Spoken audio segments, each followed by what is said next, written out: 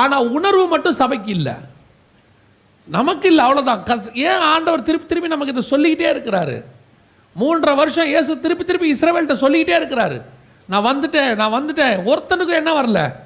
கடைசியில் இயேசு சொல்லிட்டாரு, உங்களை எவனுக்குமே வராது, புறஜாதியாருக்கு தான் வருன்ட்டார்.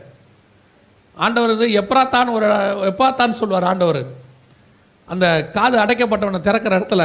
ஆனால் அதுக்கு முன்னாடி வசனம் எப்படி இருக்குன்னு தெரியுமா? அவர் பெருமூச்சு விட்டு எப்பாத்தா என்று சொன்னார். அர்த்தம் என்ன தெரியுமா? அதுக்கு முந்தின வசனத்தில் புறஜாதியார்ட்ட இயேசு போயிட்டு வருவார். புறஜாதியார்ட்ட பெரிய அற்புத அடையாளம்லாம் நடந்துடும். இஸ்ரவேல் எல்லைக்குள்ளே வருவார். வந்தால் இந்த வயலுக்கு காது அடைச்சி கிடக்கும். அவனுடைய ஆவிக்குரிய அர்த்தம் என்ன? வெளியில் இருக்கிற ஜனங்களுக்கெல்லாம் காது திறக்குது, நல்லா கேட்குறான், அவன் ரட்சிக்கப்படுறான். ஆனால் சொந்த ஜனங்களுடைய காது அடைக்கப்பட்டிருக்கு. இயேசு பெருமூச்சு விட்டு எப்பாத்தா என்று சொன்னார், திறக்கப்படுவதாக. இன்னைக்கு அதுதான் சபையினுடைய நிலைமை. அன்னைக்கு அது இஸ்ரவேல் நிலைமை, இன்னைக்கு சபையினுடைய நிலைமை அதுதான். அடைக்கப்பட்ட காது. காது எதுக்கு மட்டும் திறக்குது? பலூகி பெருவாய், காது நல்லா திறக்குது. 2023 ஆசீர்வாதத்தின் கொளிக்கிற வருஷம், காது நல்லா திறக்குது. நீ அகப்பட்டுக்கிட்டு இருக்கிற விற்கவும் மூடாதபடிக்கு வந்துருச்சு, எப்போ முடிப்பீங்கன்னு கேட்குறான் கூட்டத்தை. காது அடைக்கப்பட்டிருக்குது. கேர்ஃபுல்லாக இருந்து கொள்ளுங்க. இதுக்கு மேலே ஆண்டவர் எப்படி வந்து சொல்லுவாருன்னு தெரியாது.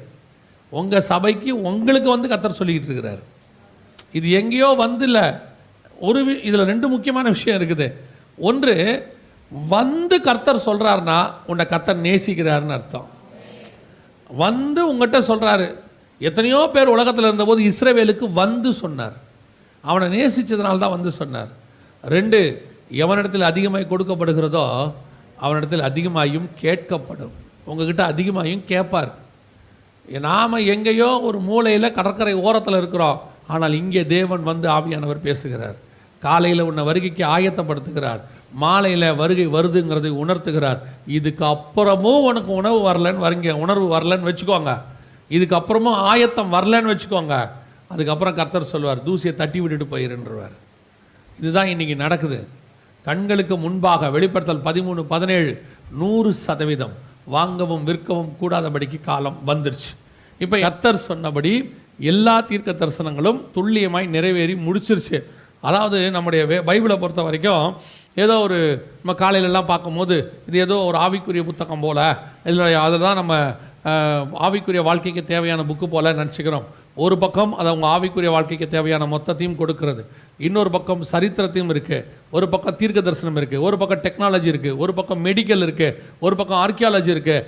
இந்த மாதிரி ஒரு புத்தகத்தை உலகத்தில் இது வரைக்கும் பார்க்க முடியாது, இனி பார்க்கவும் முடியாது. அது ஒரே ஒரு புத்தகம் தான் உண்டு, நம்முடைய பரிசுத்த வேதாகமம் மட்டும்தான். இப்படி ஒரு புக்கை உலகத்தில் இன்னொன்று கிடையவே கிடையாது.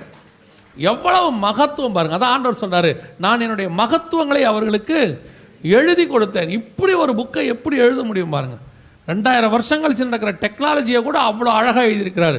மெடிக்கல் எழுதியிருக்கிறாரு, யுத்தத்தை பற்றி எழுதியிருக்கிறாரு, எல்லாம். அதே நேரத்தில் ஸ்பிரிச்சுவல், உலகத்தை பொறுத்த வரைக்கும் மோர் ஸ்பிரிச்சுவல்னா அவங்க அதோட உலகத்தை பற்றி எதுவுமே அதில் இருக்காது, ப்ராக்டிக்கலாகவே இருக்காது. ஆனால் இதில் ப்ராக்டிக்கல் லைஃப்பும் இருக்கும், எல்லாத்தையும் கொடுத்துருக்கிறாரு.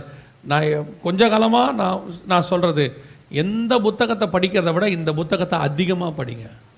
உலகத்தில் இருக்கிற எல்லா புக்கையும் படிச்சுட்டு இந்த ஒரு புக்கை நீங்கள் படிக்கலைன்னா பரலோகத்துக்கு போகவே முடியாது. ஒரு வேளை உங்களுக்கு மற்ற புக்கெல்லாம் படிக்கலை, ஒரு புக்கு கூட படிக்கலை, படிப்பறிவே இல்லைன்னு கூட வச்சுக்கோங்க, இந்த ஒரு புக்கை மட்டும் நீங்கள் படிச்சிட்டிங்கன்னா போதும், அது கொண்டு போய் உங்களை பரலோக ராஜ்யத்தில் சேர்த்துறோம். அவ்வளவு மகத்துவம் உள்ளது அவங்க கையில் உள்ள வேதம். 2000 வருஷத்துக்கு முன்னாடி கர்த்தர் சொன்னார், 100% நிறைவேறி விட்டது.